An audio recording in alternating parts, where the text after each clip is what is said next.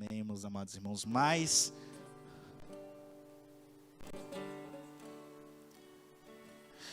um domingo de celebração ao Senhor. Mais um domingo que estamos aqui reunidos para adorar a Deus, adorar, como foi falado no início, o seu santo nome. Porque foi para isso que nós nascemos, na verdade, foi para isso que nós fomos criados, para ter essa vida de amor e devoção ao nosso Deus. Deus, quando nos criou, Ele não nos criou como se fôssemos robôs, Ele não criou escravos, por assim dizer. Ele criou para nós sermos seus amigos.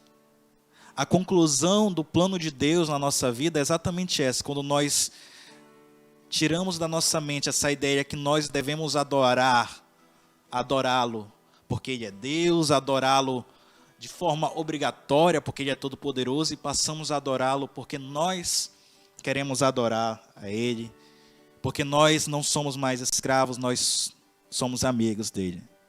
E por isso nós estamos aqui nesse dia 21 de fevereiro de 2021. Ainda estamos, infelizmente, aí sob essa pandemia, mas creia que muito em breve ela irá sair da nossa cidade, porque assim nós decretamos aqui nessa terra. E o Senhor diz o quê? Que aquilo que ligarmos na terra será ligado no céu. E com certeza toda a igreja do Senhor está unida nesse propósito, de que esse coronavírus irá sair do nosso país, esse coronavírus irá embora e nós voltaremos ao nosso normal. Essa é a esperança que Deus nos dá. Porque Ele é o quê? Ele é o Deus da esperança, como já tenho falado, né? Não sei se vocês perceberam, eu comecei aí uma série de ministrações. Desde que nós saímos lá da igreja, do templo, né? Fomos proibidos de nos reunir. Eu comecei essas ministrações sobre quem é Deus, né? Foi no último culto de ensino, eu ministrei sobre quem é Jesus. E que Jesus era revelado a nós através das experiências que nós temos com Ele. Aí foi quando teve o decreto, né? E aí eu comecei essa série de ministrações sobre quem é Deus. Primeiro que a gente viu é o quê? Vamos ver se você lembra. Que Deus, Ele é o Deus da esperança, que era o que eu estava falando agora há pouco. Não importa a situação, não importa o quão ruim esteja tudo ao seu redor, mesmo que estejam 1000 caindo ao teu lado, mesmo que estejam 10.000 caindo à tua direita, Deus está sempre ali falando: olha, meu filho, vai dar tudo certo. Vai dar tudo certo, eu estou ciente de toda a situação. Vai dar certo. Vai ficar bom. Porque não existe bem, não existe mal que seja eterno. E nem bem que dure para sempre aqui nessa terra. Porque bem e mal que irão durar para sempre é o quê? É o céu e o inferno. Mas não nessa terra. Nessa terra, tudo é passageiro. O mal que hoje estamos vendo é passageiro. O mal dará lugar a um bem futuro. E assim vai acontecer sempre, porque essa nossa vida aqui ela é feita de ciclos. Você nunca vai viver uma vida 100% bem, 100% no bem. Assim como você não vai viver uma vida 100% no mal. Mas Deus é aquele que diz que no momento que você estiver mal, vai ficar bem de novo. Lembra, Ele é o Deus das montanhas e dos vales. É o Deus de quando está tudo certo, está tudo bem. Mas Ele também continua sendo Deus quando está tudo errado, quando está tudo mal. Que nessa noite, mais uma vez, você tem essa palavra no seu coração. Deus é o Deus de esperança. Eu não sei qual é a situação que você está passando aí nesse momento. Não sei, talvez você esteja aí com coronavírus. Talvez você não esteja, você esteja até saudável, mas você esteja ruim financeiramente. Porque a pandemia também, ela não quebrou só a saúde, ela quebrou também o lado financeiro. Talvez você tenha acabado de sair de um momento de luta, mas ainda se sente mal. Talvez você não vislumbre uma melhora futura, uma melhora próxima, mas saiba, haverá uma melhora. Haverá uma melhora, querido. E não sou eu que estou falando isso, é Deus que fala. Deus que fala. Lá em Jeremias, acho que é capítulo 33, a terra, Jerusalém, já estava pré-sitiada. Mas Deus foi lá com Jeremias e falou: Jeremias, começa a comprar terra aí, Jeremias. Vamos dizer assim, aproveita que está barato. As terras lá estavam igual às ações da Petrobras, depois da mudança do presidente. E Deus falou o que para Jeremias? Jeremias, compra aí, Jeremias, essa terra. Porque vai melhorar futuramente. Esse mal não vai ser eterno. Vai melhorar. E assim será na sua vida, querido. Assim será na minha vida, assim será na vida de todos nós. Esse mal irá passar. Porque Ele é o Deus da esperança. E quando nós estamos no mal, vivendo mal como hoje, Ele não se manifesta apenas como Deus da esperança, Ele se manifesta também como Deus da paz. Em guerra, mas em paz. Está tudo dando errado, está tudo péssimo. Mas Ele continua trazendo paz aos nossos corações. Porque Ele é o príncipe da paz. A paz que excede todo entendimento. A paz que vai além de todas as circunstâncias, de todos os problemas. Você pode estar nesse momento no hospital, você pode estar nesse momento passando pela sua pior provação. Mas que você receba paz nesse momento vinda de Deus. Porque Ele é o Deus da paz.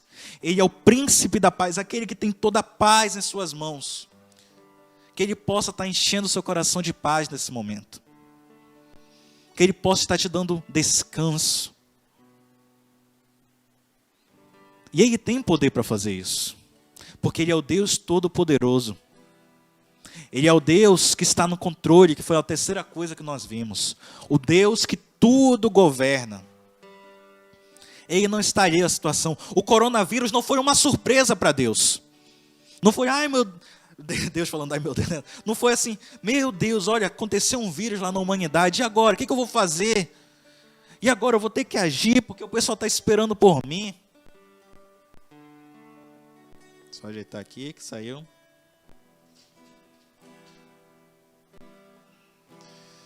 Não foi assim. Tudo Deus está no controle. Nós não sabemos o porquê. Não sabemos o porquê que veio tudo isso. Mas Deus sabe. Deus já sabe o final da história. Por isso nós não precisamos nos preocupar. Porque aquele que está no controle é o que melhor sabe das coisas. Aquele que está no controle é aquele que diz que tem os melhores planos para a nossa vida. Planos de paz e não de mal, para dar o fim que Ele deseja para nós, e o fim que Ele deseja para nós é de paz. Porque Ele veio para nos dar vida e vida em abundância. E como é essa vida em abundância que Ele dá? É uma vida de cuidado e proteção para conosco, que foi a outra coisa que nós vimos. Deus, Ele faz tudo perfeito, Ele cuida da sua criação, Ele cuida da sua natureza, da natureza que Ele criou, e Ele cuida de você, porque você, além de ser criatura dEle, você é filho dEle. Ele cuida de você. Ele cuida, Ele está providenciando tudo para que ocorra tudo bem.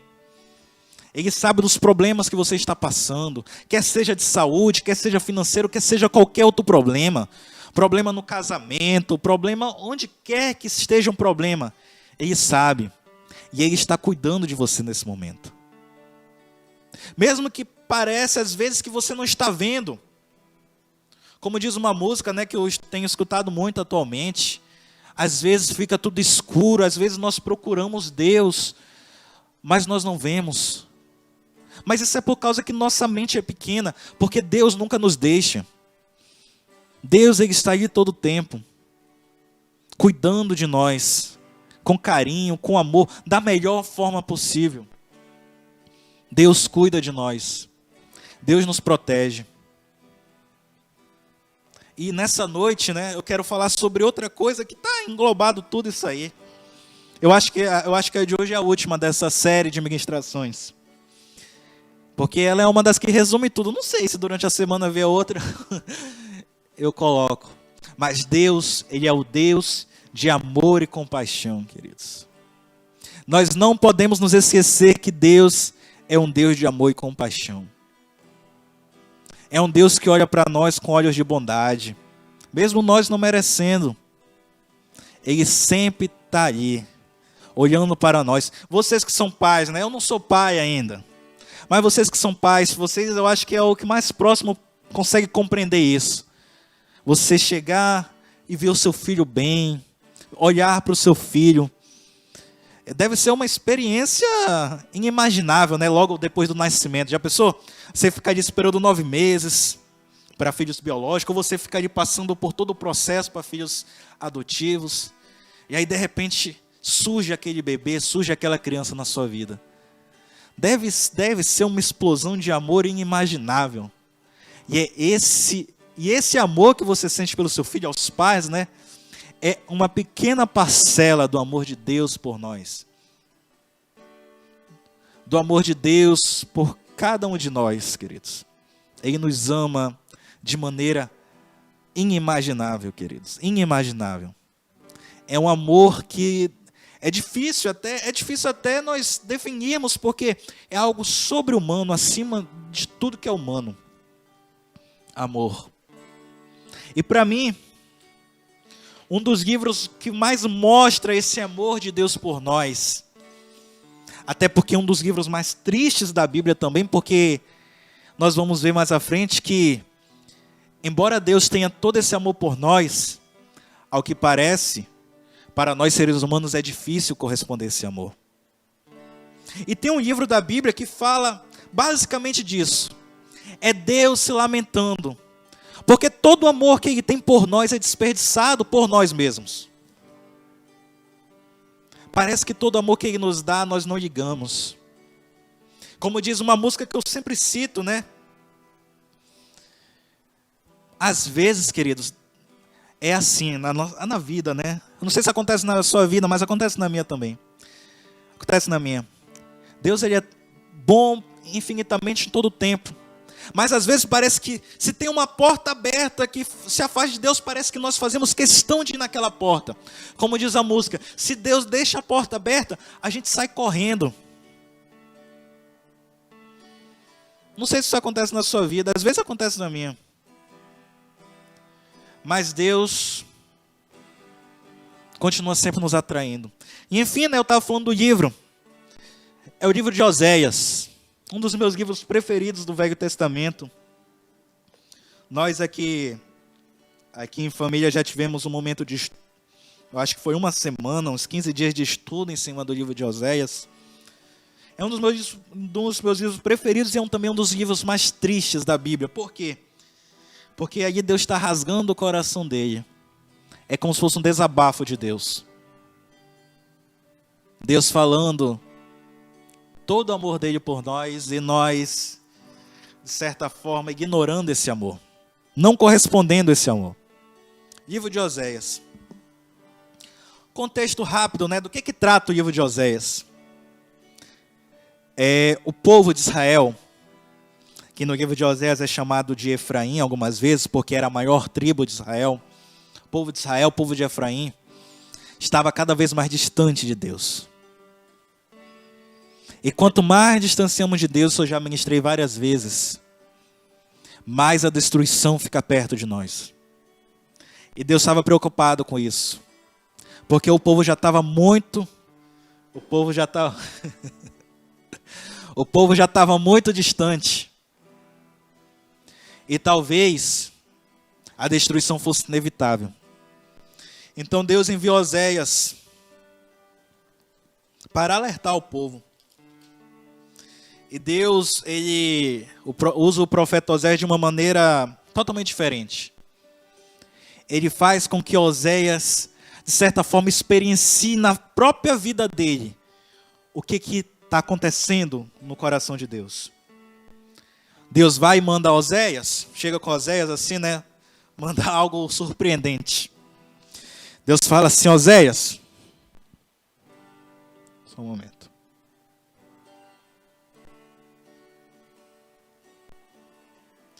Deus fala assim. Está chegando mensagem. Deus fala assim: Oséias, vai e escolhe uma mulher adúltera e casa com ela, Oséias. Escolhe uma mulher da vida, escolhe uma mulher que não está nem aí para a fidelidade e casa com ela. Oséias, servo de Deus, foi e casou com uma mulher chamada Gomer. E desse casamento, teve 3 filhos, que era o nome deles. Deixa eu só pegar aqui. Oséias, Joel. Desse casamento nasceram os 3 filhos, que foi, cadê? Lo-Ruamá, Lo-Ami, e teve um outro também. Basicamente, esses 3 filhos representavam a angústia de Deus para com o povo. Os nomes representavam: não é meu povo, não é amada, não tem compaixão. E o relacionamento de Oséias com Gomer, como se esperava, não andou bem. Por quê? Na primeira oportunidade que teve, Gomer fugiu de Oséias e voltou para a prostituição. Gomer fugia de Oséias, e Deus derramou em Oséias um amor em relação a Gomer. Só que quanto mais Oséias amava a sua mulher, mais ela procurava outros homens para ela. Quanto mais Oséias demonstrava o amor dele por ela, mais ela se afastava de Oséias, mais ela ignorava o amor de Oséias. E Deus, no livro, fala que, olha, desse mesmo jeito, Oséias, é o que o povo faz comigo, é o que os seres humanos fazem comigo. Eu os amo infinitamente, mas eles sempre se afastam de mim. E aí nós chegamos lá em Oséias capítulo 11, abre aí. Um dos capítulos mais tristes da Bíblia. O título diz assim, Oséias capítulo 11, a gente vai ler do 1 ao 4. Diz assim: o amor de Deus e a ingratidão de Israel. Toda vez que na Bíblia fala Israel, fala Jerusalém, você pode trocar isso aí por humanidade, por pessoas, ou até mesmo pelo seu nome. Em outrora, isso aqui poderia ser o amor de Deus e a ingratidão de Eric. O amor de Deus e a ingratidão da humanidade. Deus aqui começa se apresentando, em todo capítulo, em todo o livro de Oséias, Deus se apresenta como um marido. Mas aqui ele muda a figura que ele usa. E ele se revela como ele verdadeiramente é. Um pai. E ele começa falando. Oséias 11, capítulo 1, versículo 1. Quando Israel, ou Efraim em algumas Bíblias, quando Israel era menino, eu amei. Deus aqui, em outras palavras, está falando, olha, desde sempre, desde a fundação, desde que você estava na sua barriga, eu amei. E do Egito eu chamei o meu filho. Só que quanto mais eu chamava, quanto mais eu atraía ele, mais ele se afastava de mim. E sacrificava a Baalim, sacrificava os outros deuses. Quanto mais eu chamava Israel, aquele menino para perto de mim, mais ele preferia outras pessoas, mais ele preferia outras coisas. Mas fui eu que ensinei a Efraim a andar. Tomei-o nos meus braços, mas eles não entenderam que era eu que os curava. Em outras palavras, Deus aqui está falando, mas apesar de tudo isso, foi sempre eu que cuidei dele. Apesar de todos os seus erros, querido, que você já cometeu na vida, Deus sempre esteve cuidando de você como esse pai amoroso que ele é. Ele que lhe ensinou tudo que você precisava. Ele que lhe deu todas as ferramentas que você precisava para ter uma vida boa. Como ele fala que eu que ensinei Israel a andar. Eu tomava em meus braços, mas eles não entenderam que era eu que os curava. Atraí-os com cordas humanas, com laços de amor. Fui para eles como quem alivia o jugo de seu pescoço e me inclinei para lhe dar de comer. Até aí a gente vai ler. Em outras palavras, esse versículo, ele fala que, olha, eu puxava eles com meu amor. Eles saíam, eles erravam, mas eu colocava mais amor neles, eu jogava mais meu amor e meu cuidado por eles. Eu tirava tudo aquilo que preocupava eles. Só que mesmo assim eles fugiam de mim. E o que esses poucos versículos aqui nos trazem? Um primeiro ponto aqui é que não importa. O ser humano, ele naturalmente rejeita o amor de Deus. A Bíblia fala lá em Romanos 3,10, através do apóstolo Paulo: não há nenhum justo, nenhum sequer, não há ninguém que entenda, não há ninguém que busque a Deus. João Calvino, um grande teólogo, chamava isso de a total depravação humana. O ser humano, em seu estado natural, ele não quer Deus. Ele sempre foge de Deus. Ele sempre rejeita esse amor de Deus. Deus todo o tempo ali mostrando o seu amor. Quantos, queridos, nesse momento de pandemia, cristãos mesmo, tiveram seu amor por Deus esfriado? Porque isso começa a se revoltar contra Deus. Como se Deus começa a acusar Deus que não está ligando para o povo. Começa a acusar Deus que abandonou o povo.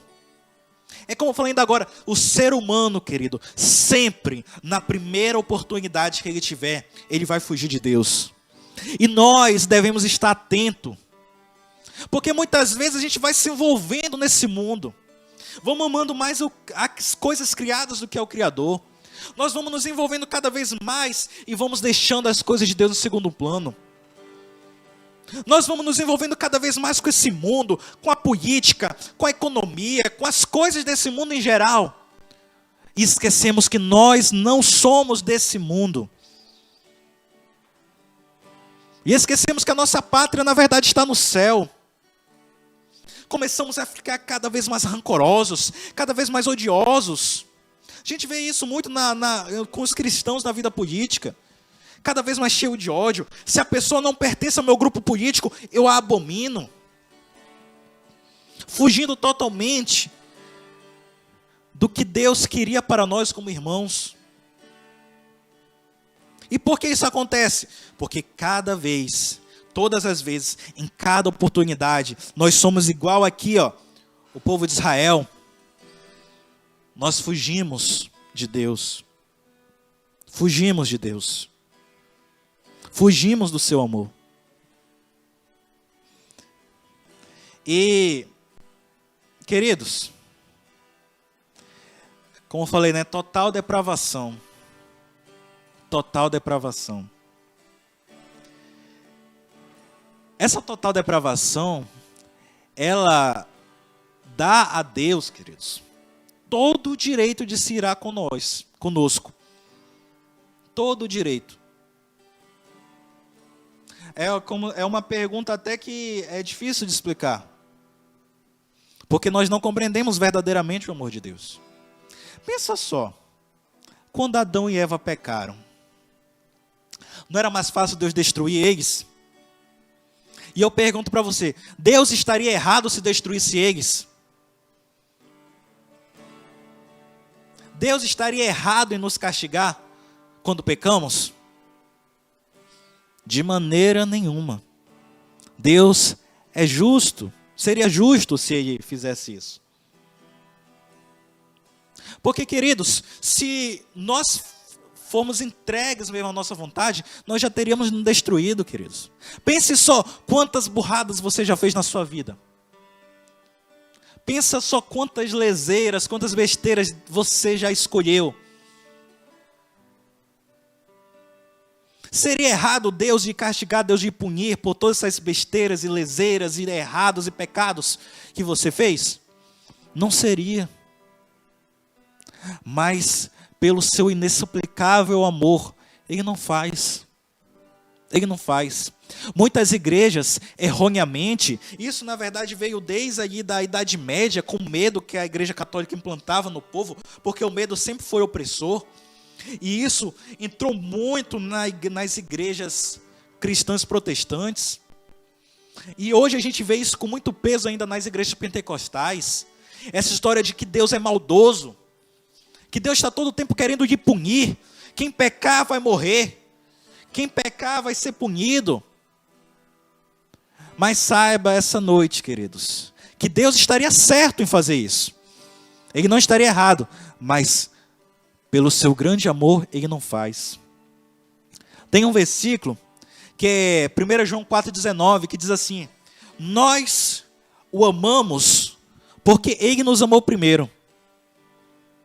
Sabe qual seria a forma correta desse versículo? Se Deus olhasse para nós com uma perspectiva humana, eu até anotei aqui, era para ser assim, ó. Se Deus olhasse para nós como os seres humanos olham, era para ser assim esse versículo. Em vez de nós amamos porque Ele nos amou primeiro, era para ser assim: nós somos castigados porque erramos primeiro. Mas Deus não nos castiga, porque Ele está mais interessado em nos perdoar. Ele está mais interessado em nos resgatar, Ele está mais interessado em nos atrair. O que eu quero falar? Que Deus, Ele seria justo em nos castigar. Seria justo. Muitas vezes nós, e a gente está vendo muito isso na época de pandemia, nós olhamos para as coisas que estão acontecendo e a gente joga obrigação, como se Deus tivesse obrigação de fazer como posso falar assim? Como se Deus tivesse obrigação de nos dar uma vida perfeita. Como se Deus tivesse uma obrigação de tirar todos esses males do mundo. Queridos, a humanidade escolheu o pecado. Deus, pode até parecer estranho isso, mas Deus, Ele não tem a mínima obrigação de nos salvar. Deus, Ele não tem a mínima obrigação de nos dar uma vida perfeita, porque nós ignoramos a Deus. Assim como fizeram o povo de Israel, nós também fizemos. Nós escolhemos o pecado. Ou você nunca errou, ou você viveu todo o tempo uma vida sem pecado. Nós escolhemos o pecado, e seria justo Deus nos castigar. Mas é aí que se manifesta o tema de hoje, O Deus de amor e compaixão. Seria totalmente justo Deus nos castigar. Seria totalmente justo Deus nos punir. Seria totalmente justo Deus derramar mais doença sobre nós. Mas Ele não faz. Ele não faz. E por que Ele não faz isso? Por causa do seu inexplicável amor. Por causa do seu ousado amor, como diz a música. Por causa desse amor que muitas vezes não mede esforços para nos resgatar. Muitas vezes, não todas as vezes. Porque nós somos igual aquela ovelhinha. Lembra a ovelhinha que sempre faz questão de se afastar do pastor? Nós somos iguais. Mas todo o tempo Deus está lá nos resgatando. Todo o tempo. Embora aqui em Oséias tivesse todo esse enredo de destruição, de pecado, todo esse desabafo de Deus, mas Deus continua tendo compaixão. Leia aí comigo o que diz o versículo 8. Diz assim, Deus, Ele começa a falar, no capítulo, nós lemos que Ele começa falando que Ele ensinou Efraim a andar, que Ele sempre cuidou de Efraim, coisa e tal. Só que Ele fala que vai vir a destruição. Porque Efraim está muito longe dele, porque Israel está muito longe dele. Só que quando chega lá no versículo 8, é como se o coração de Deus não resistisse. É como se o amor de Deus se aumentasse de tal maneira que Deus esquecesse tudo aquilo. E Ele fala no versículo 8: como eu poderia abandoná-lo, Efraim? Como eu poderia abandoná-lo, Israel? Coloque seu nome aí. Como eu poderia abandoná-lo, Eric? Como eu poderia abandoná-lo, igreja do Evangelho, abandoná-la, a igreja do Evangelho Vivo? Como eu poderia entregá-lo, Israel? Será que eu faria com você o mesmo que eu fiz com Adimá e Zeboim, que foram outras cidades destruídas? Meu coração se comove dentro de mim, toda a minha compaixão se manifesta. Saiba disso essa noite, querido. O fato de você estar vivo aí, mesmo passando por problemas. O fato de você estar vivo, mesmo passando por toda essa pandemia, é por causa que Deus está tendo compaixão de você. É por causa que Deus está lhe amando. É por causa que Deus, Ele não desiste de você. É porque Deus todo o tempo está atraindo você.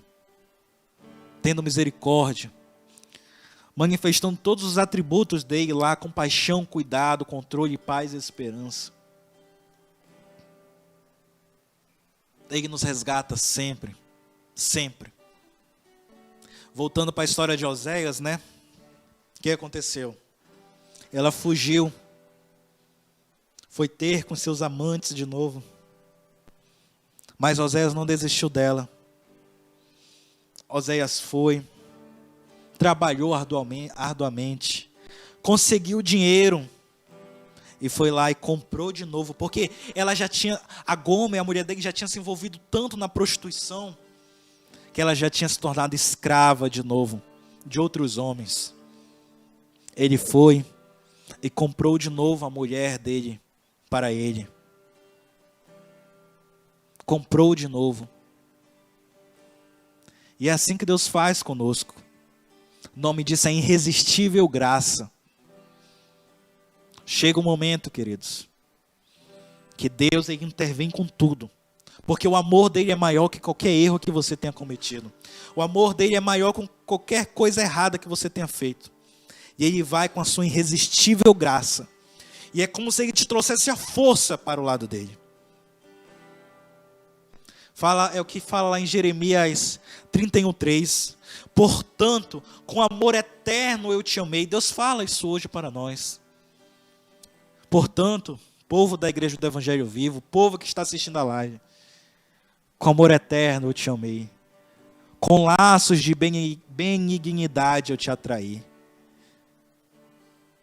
Nós somos dele. E ele fala, Jesus fala que quem o Pai deu a ele, ninguém pode arrebatar das mãos dele, ninguém pode tirar. Apesar de todo o erro que você cometeu, apesar que seria justo Deus nos castigar, ele simplesmente escolhe não fazer. Ele escolhe nos amar. Ele escolhe ter compaixão de nós. Ele escolhe nos atrair para ele. Por que, pastor, ele faz isso? Eu honestamente, eu não sei. Porque eu sou humano. E nenhum ser humano pode compreender esse amor. Mas eu sei que ele faz.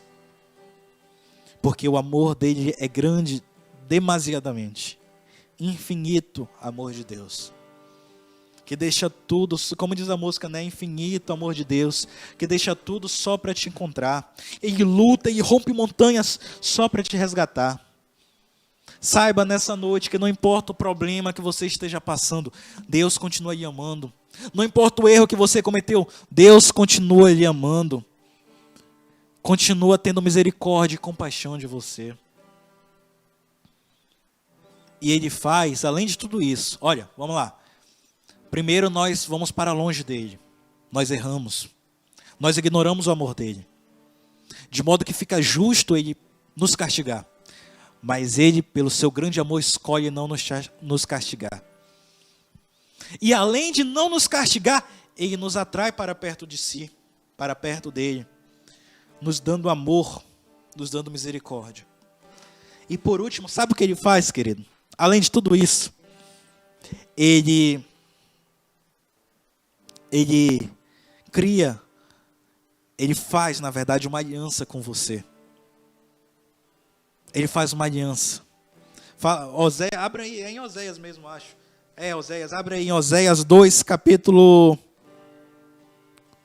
Oséias capítulo 2, versículo 23. É de certa forma uma conclusão. A conclusão está, Deus é aquele que escreve o fim antes do início. Lá no início do livro ele já dá a conclusão. Ele fala assim que no final, depois que passar tudo isso, depois que ele atrair, depois que ele chamar você para perto dele, ele fala no versículo 23, no versículo 23, naquele tempo, plantarei o meu povo na terra e farei crescer para mim mesmo. Ou seja, naquele tempo, eu vou fazer com que ele viva cada vez mais somente para mim. Terei compaixão daquele que se chama não amada, e darei aquele que hoje é chamado de não meu, e chamarei aquele que hoje é chamado de não meu povo, de agora vocês são meu povo. Ou seja, aquele que antes não era amado, aquele que antes era rejeitado e só rejeitava, agora ele será amado. Aquele que antes andava desgarrado, agora terá um povo. e nós poderemos chamá-lo de nosso Deus. Esse é o amor de Deus por nós. Esse é o Deus de amor. Um amor totalmente sem lógica, mas que é real, queridos. Mas que é real. Que essa noite todos nós possamos sentir o amor de Deus por nós. Um amor que deixa tudo só para nos encontrar.